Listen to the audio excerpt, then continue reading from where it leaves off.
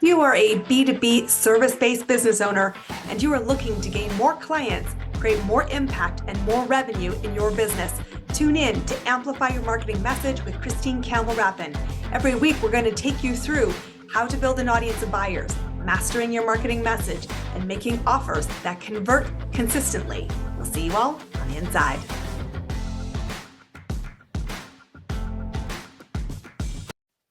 Welcome back, everybody. Super excited to talk to you today about a passion of mine. You've heard me say it once. You've heard me say it at least 100 times, if not even maybe several hundred, that your business will be built on strangers. And it is moving strangers forward in your business that will have a huge impact on your ability to create client growth.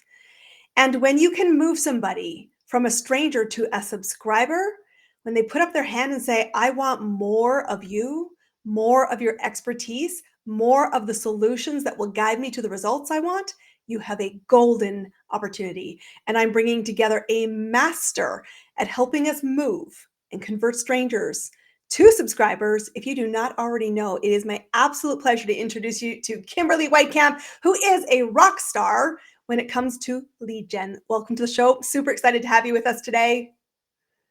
Thank you so much, Christine. Super excited to be here, and I love that intro. It was very, very fantastic. I'm super excited to chat with you today about the stranger to subscriber success. So let's just start about the fact that everyone's like, I don't want to make friends with strangers. And truthfully, they think this is really hard. And you do this so well. Let's talk about the first piece of the puzzle. How do we go make friends with strangers? And what's the key to taking the ick factor out of this? Ooh, great question. So if you're wanting to take the quote unquote ick factor out of connecting with strangers, one easy way is for them to reach out to you. I love talking about lead generation and having a vocabulary lesson, or let's get each other on the same page. So when I talk lead gen, when I talk strangers, it's actually me wanting to connect with people who are actively looking for help to a challenge that I help solve, but they may not know my name yet, or they may not know your name yet, right? So when we talk about, how do we take the ick factor out? I don't want to reach out to strangers. I don't want to do cold outreach. Instead, it's about creating the content, the marketing, and the messaging that connects with people when they're in active problem awareness stage. That means they know they have a problem. They want to fix their problem. They don't know how to fix their problem, and they're actively looking for a person to help them solve the problem they've identified. I so love this because, guys, do you notice how closely that mirrors what we've been talking about for eons here, more than 100 episodes into this podcast? It is about finding buyers. It is about finding people who are looking for you. And what's important is that they actually find you, not this weird version of you, not this weird thing. And we talk about authenticity, but what are the keys to authentic connection? Because if you do it well, it's everything. And if you don't, it could kill your business. Such a good point. So, keys to authentic connection. Number one is being yourself. And that may seem fairly obvious to us, but it's about not trying to censor yourself when you do your marketing. Oftentimes, we get so passionate, we connect with collaboration partners or referral partners. And we're like, yeah, here's what I do, and here's how I do it, and this is what I love about it. But then we'll say, but I don't know how to say that in marketing speak. And that is a red flag. If you think you need to translate it to marketing speak, that's when the disconnect happens. That's when you're trying to be somebody else because you think other people need to perceive you a certain way. So people will fall in love with the way you talk, the way you strategize, the way you see and view and perceive the world. So instead of being like, oh, if I say that, I think I'm going to turn people away, actively say the thing and then see who gives you comments, see who gives you responses, and you'll find that's what creates the authentic connection. So I like to talk about your three personal items when it comes to your marketing. What are the three things that have nothing to do with your business that you could love to talk about with strangers?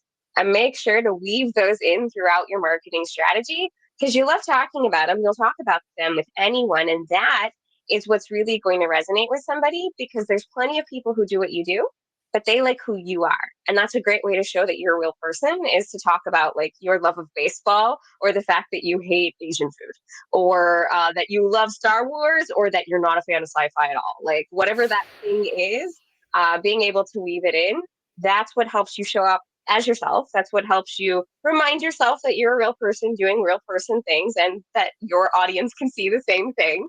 Um, and really create a connection point, right? Create a connection point over the fact that you love a sports team and so do I.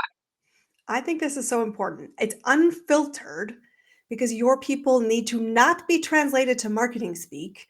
They need to hear what you have to say, which is why we had a guest on here on our podcast recently, and it still lingers. It's such a laser to my heart. And he said, people hire you for your opinions. Make sure you have one.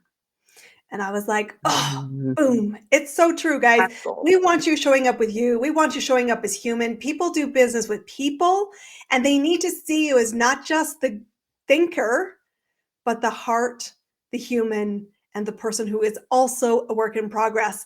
And so a lot of people make mistakes when they're trying to find their clients and their next buyer.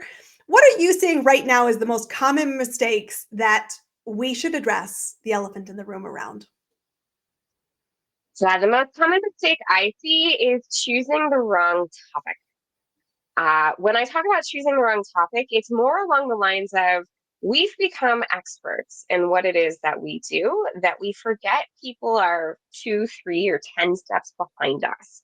So when we craft things like a lead magnet, for example, I'll see so many of them that are actually aimed at somebody who's ready to make a buying decision instead of trying to fix a problem. So it cuts out 90% of your audience. That person's already invested in somebody else, usually by the time they're ready to make that decision. And it turns away the people who don't know what you're talking about. So if you've got a specific method, if you've got a specific philosophy, and it's not clear what it is and how it works just from the name of it, when we're talking about lead generation activities, we want to instead address the problem. Talk about the problem and the outcome instead of the features and the thing that you deliver, right? A lot of people default to deliverables when it comes to marketing. They're like, I'm opening a new group coaching program. You're going to meet with me twice a week. It's going to be awesome. And it's going to be 90 minutes. And I'm like, well, I can spend that 90 minutes taking a hike. I can spend that 90 minutes watching a movie. I can spend that 90 minutes working on my business. Why should I spend the 90 minutes with you? 90 minutes doesn't have value. The fact that in 90 minutes, you're going to move me from afraid to speak on stage to deliver a talk confidently. Well, okay, now suddenly that 90 minutes makes sense. So when we talk about outcomes, when we talk about problems we solve, that's what you want to do with your lead generation marketing strategy and messaging instead of here's the things I deliver. Here's why my method is best because we want to make that connection point first.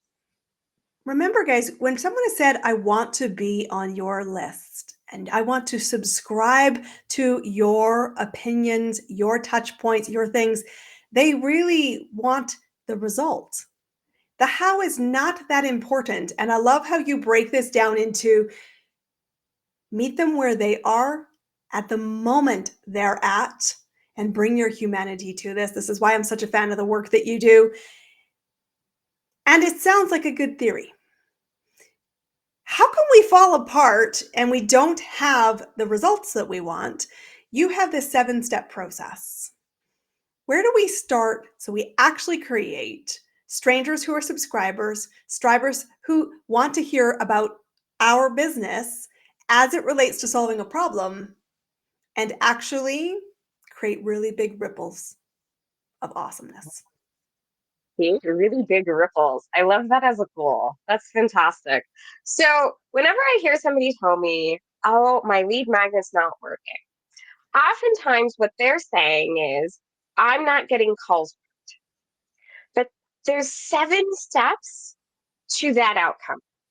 And we have to think of our messaging and we want to think of our strategy for each one of those steps. So that stranger to subscriber process, if you will, Think of a stranger as anyone who doesn't really know you and you don't know them, right?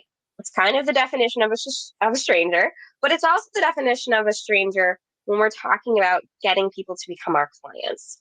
On social media, for example, even if we follow someone, they're still kind of a stranger. We don't really know them usually, especially since we can't guarantee we're going to see their stuff every time they post something, right? Because algorithms are what they are and we can't control them. Mhm. So when you craft something for social media or when you craft something for a gift giveaway, those are often going to be in front of people who don't know who you are.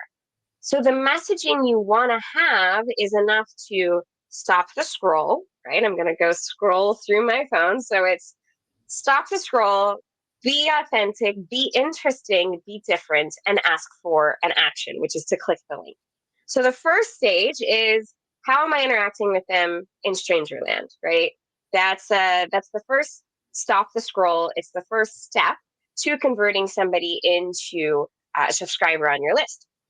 The second step is usually we have a page, right? We have a landing page. We have some place where we're holding the lead magnet. And the goal, the conversion point for that page is, did you fulfill on your promise? So somebody saw a post on social media and now are they in the right place? So the conversion point for that is, did they land there and consume the page? Whether it's just the headline and then they're like, okay, now I'm ready to click that button, or if you have more copy on the page, that's fine. But did you fulfill on the promise? You mentioned something on social. I went to the landing page. Okay, that's the second step of conversion. The third step is for me to actually put my information in. Is it enough? Is it intriguing enough? Does it talk to my pain points enough that, ooh, I want the thing you're promising? So now I'm going to enter my email address and hit submit. But you'll notice that's step 3. So step 4 is usually we get an email saying, hey, do you want to be on my list? And oftentimes this is a huge mistake people make. They keep the boilerplate. That's the email provided by your system is what they keep, right? So it says something super exciting like, click below to confirm your subscription. And it's not a connection point. It's not a point for you to showcase who you are and how you stand out and how you're going to be different. Instead, you want to say something like, so excited you said yes to improving your list, getting more leads, and getting more clients in less time and putting it all on autopilot. But I want to make sure you want to hear from me. So please click the little button below. My email system makes me do it. And then I will send you on your way. The email system makes me do it. It's something most of us can relate to. We don't like having to click that button, but it makes you real. And it makes you realize that other people have the same struggle you do, which is having to use this system or comply with a rule, right? Mm-hmm. So that's that step. And then, right, once they click the confirm, they get the email, they open the email, now they click to confirm on the email. Now they go and consume your lead magnet, which is actually step number 6. Did they actually consume the lead magnet? Whether it's a video, whether it's a checklist, did they take the quiz? And then did they take the final action step? Those are your 7 steps. So when we say our lead magnet's not working, my first question is, do you know how many people saw it? And usually people don't know that number because they're not paying attention to every step of the process. They're only paying attention to the very end. And the goal of a lead magnet is to get someone in your list. Then it works. If they take that next step, which is joining your group or subscribing to your podcast or booking a call, that's a bonus because the goal of your lead magnet is to actually get new subscribers so that you can open the dialogue, open the conversation with your people who are saying, yeah, I want to hear more from you. Whether or not they take that next step immediately or if it takes 3 weeks or if it takes 3 months, that's okay because now you have permission to keep talking to them. This is so important. I think often we think, I'll just put it up there. I'll just launch it and hope to God that it's going to work. And when you break it down, there are moments of go, no go. I'm intrigued by the result. That's your hook. Am I in the right place or where the hell have I landed? Okay, I need to do something. Show me why it's worth it. Okay, now I'm doing a deeper dive. Did you deliver what you promised? Do I feel like this is solving a problem? And if so, I will stay subscribed to the Kool-Aid. And I love that you break this down because so many people say, well, blanket, I just have a lead magnet, and said, the goal is not to have a lead magnet. The one is to have an effective thing that moves your needle to create future clients. And if it's not doing that, it's broken. It's broken. And we have a lot of broken lead magnets out there. Yes, we do. Yes, we do. The other thing I think that which is interesting is, and I know now I'm going to have to go reread my autoresponder because I think it probably could have a lot more flavor and a lot more of me in its context, is that everywhere along the way, people are choosing and making a decision, and you want to guide them in a decision that is in your favor. Absolutely. And it is the one big missed opportunity when we talk about that email, simply because it is the one and only time the subscriber knows you're going to email them, because they just trust you to. And they're waiting for it and they're looking for it, right? How many of us have signed up to something, immediately gone to check our inbox? It's been 2 minutes. I'm going to hit refresh like 7 times. If it doesn't work, am I going to go back to it? Because they're actually eager to hear from you. So it's a huge wasted opportunity if you're not building the rapport immediately that, oh, yeah, when I get in your inbox, you want to read it because it's interesting, it's entertaining, it's valuable. Even if you don't take action on the item, it's still worth your time. Yeah. And lead magnets, guys, should lead people to a result that is part of your business. It's Yes. part of the solution that you bring. I think having congruency, which means your lead magnet is not a vitamin if they need open heart surgery, and it should support your lead to your programs and services, because your programs and services are an expansion of the implementation to address the root problem. And that means you've got to know what your root problem is you're solving. You've got to speak in their language, and you've got to invite them to move, and not just move once, move multiple times, and trust that they're in the right place. And one other thing I just now I know, because I want to say this is one of the most important things, is if you are giving your lead a magnet in a group context, so whether that is you're speaking on a summit, you're involved in a giveaway, you said something important right at the beginning. These people don't know who you are. So don't send something from your name if I have no idea who you are, because you're like, I don't even know who you are. Why would I open this email? Which means you've lost them right out of the gate. So use something in their language that will give them context to you as a human being. You were at an event, you were dressed in the following, you were somehow memorable. Your open rates will get dramatically higher. Absolutely. It's so key to speak to where people are at and to be that connection point and fulfill on your promise, right? How many times have we signed up for a lead magnet expecting to get a result? I don't expect to solve my $100,000 program, but I expect to have the first step, or I expect to have, that 10% more knowledge. So instead of treating our lead magnets as a freebie, right, as something I'm going to put free effort into and people expect free results out of, think of it as what it is: the first connection point in becoming a client. What do they need to know to move forward through the journey? And put that level of effort into it instead of free. Yeah. And keep them moving.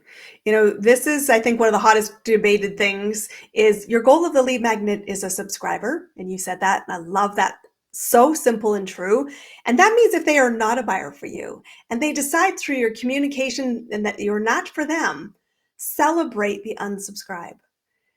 Oh, yes. This is about a Celebrate, celebrate, celebrate. And so if they're not the right person or they're not in the place, and you have to have the patience to keep them moving.